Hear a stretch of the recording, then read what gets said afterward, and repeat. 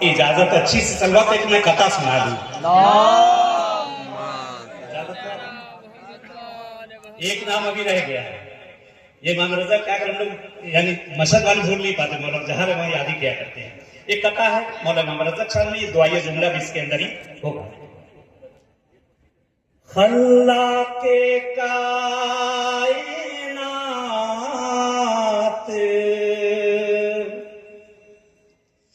तेरा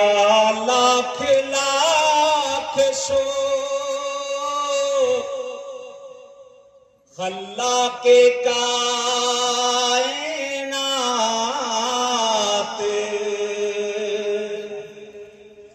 तेरा लाख लाख शो कि महसूस हो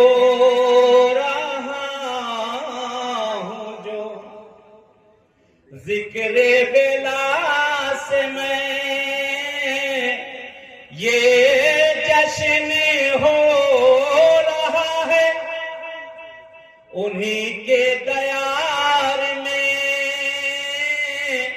इसका सवाब लूंगा इमाम रजा से मैं, इसका सवाब दुआ है इंशाअल्लाह कि जैसे हम लोग यहाँ बैठे हैं, खुदा किस्मत करे ऐसे ही हम सब गरीब की बारगाह में इंशाअल्लाह पहुंचे,